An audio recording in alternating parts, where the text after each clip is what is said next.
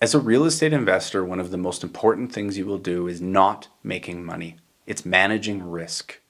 The biggest mistake that many real estate investors will make is they start worrying about all the money they're going to make and they stop looking at the warning signs, they stop evaluating risks, and they stop taking measures to manage that risk.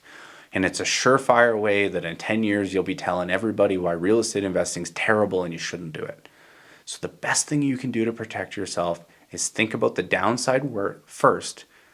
Think about how you can manage and mitigate that downside, then worry about the money you can make after you've focused on protecting yourself. Now, one of the biggest things that I see investors forget about is contingency funds. Personally, and if you're going to take advice from me, then I suggest that if you own rental properties, you have at a minimum 3 months of all expenses for the properties as a contingency, assuming you bring in no rental income at all. So if your total rental portfolio costs $5,000 a month, then I suggest you have at least $15,000 of funds set aside to cover you in a worst case scenario. This doesn't mean that you're immune to bad news, but if it means if something bad happens, you have at least 3 months with no money coming in to figure it out, to plan, and this will give you the clarity to find good solutions rather than quick solutions. The other thing that I see investors do all the time, and this happens in the crypto space, the stock market, and in real estate, is investors tend to find the investment vehicle they like the most. In this case, I'll call it real estate investing. Because they have success with it, they want to invest everything into real estate. And before they know it, they own 4 rental properties, they have their RSPs in real estate, they're doing private lending. And I'm not here to say that you shouldn't do it, but you should only do it if you're a sophisticated investor and you're getting some solid professional advice. Personally, I don't do it because the concern is now all of your investments are tied up in real estate.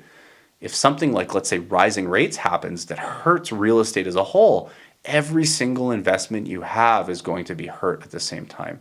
And you may be in a position where if it's a really bad change, maybe you will lose all the liquidity in your portfolio. So now if it's a situation where you need to come up with money, all of a sudden you can't access your TFSA or your RSPs or the properties you own. Maybe your home equity lines of credit get closed. Now you're in a dire circumstance. Whereas if you diversify a little bit more and maybe you invest some in real estate, you invest some in indexing, maybe you put a little money in crypto, I don't know, that's your decision. But in multiple different places that are different investment vehicles. At least if real estate does really, really poorly, you have hypothetically your crypto and your stock market stuff to look at. And maybe they're down too, but hopefully they're down less than the scenario where real estate drops drastically. And by spreading your risk out a little bit more, like a table leg investor, think of each investment as a leg on the table. The more legs you can have, the safer you will likely be. So please try to focus on minimizing and managing your risk before you obsess about all the money you can make, because the biggest thing that I see investors do that ruins their lives is they get greedy, and it doesn't feel like being greedy in the moment, but it's what happens. They start to invest recklessly, they take on more and more risks, and they justify it by all the money they're making. Sooner or later something happens and they trip, and then it goes down from there. So please approach investing cautiously and be an investor. Focus on managing your risk, and if you do that well, you will make money.